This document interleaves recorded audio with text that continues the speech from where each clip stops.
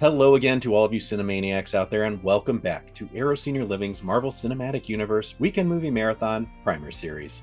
My name is Aaron Neeson, Arrow's Visual Media Director, and I am your guide through this marathon, preparing you for the movies you are going to be enjoying with reminders and tips on important events and characters you will be seeing. Today, we are laying the groundwork for Doctor Strange, the 19th movie we are watching in this series. We just watched Spider-Man Homecoming, where we saw Peter Parker, aka Spider-Man, battle it out against Adrian Toomes, aka the Vulture. The Vulture had been using alien technology to make highly advanced and dangerous weapons to sell on the black market.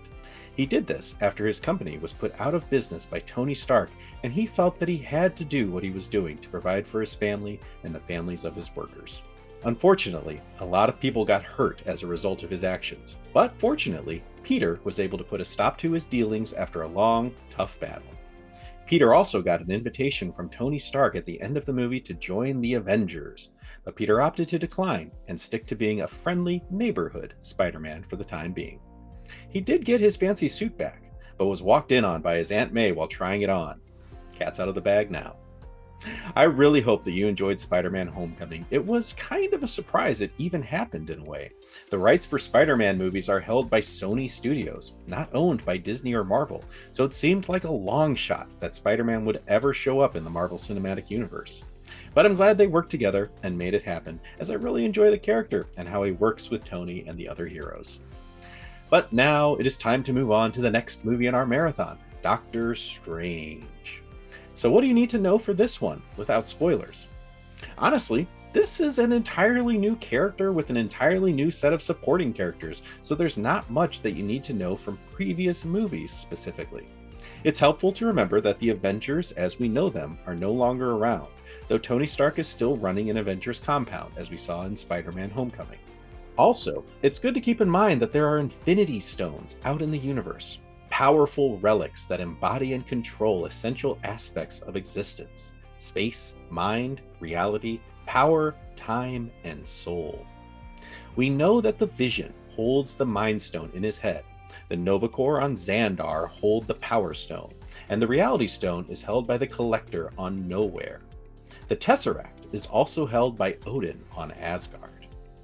And that's what you need to know going into the movie.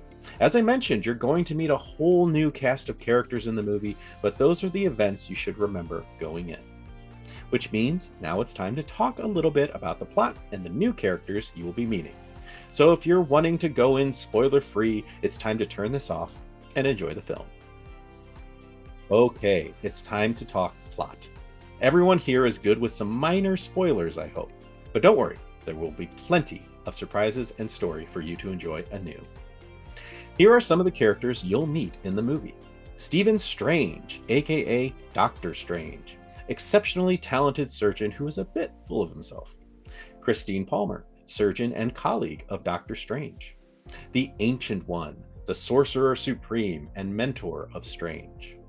Mordo, sorcerer and mentor to Strange. Wong, sorcerer and keeper of the ancient texts. Caecilius, a master of the mystic arts who broke away from the teachings of the Ancient One to become a follower of Dormammu. Dormammu is a primordial interdimensional entity and ruler of the Dark Dimension. And those are some of the major players that you will want to keep an eye on throughout this movie. Now let's do a quick look at the plot and see what's in store for Stephen Strange and our cast of characters. The movie begins by showing us the sorcerer Caecilius and his zealots entering the secret compound of Kamar-Taj.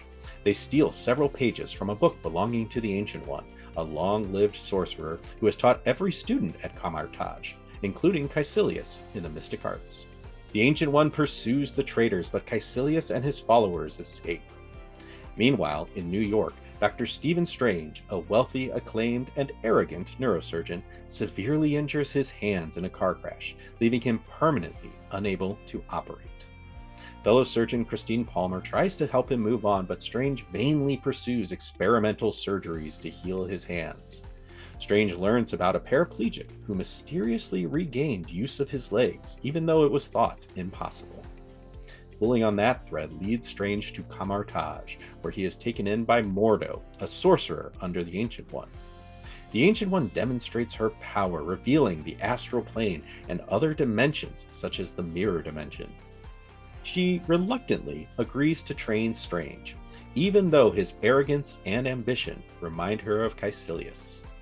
While all this is happening, Caecilius has been using the stolen pages to contact Dormammu of the Dark Dimension and begins attacking the magical sanctums that protect the Earth from supernatural threats like Dormammu. I'm going to stop there because that's when things really kick off, and I don't want to spoil any of the fun for you. Fun bit of trivia. Doctor Strange first appeared in the comics in Strange Tales number 110 in July of 1963. And this movie wasn't the first appearance of the character on film, though.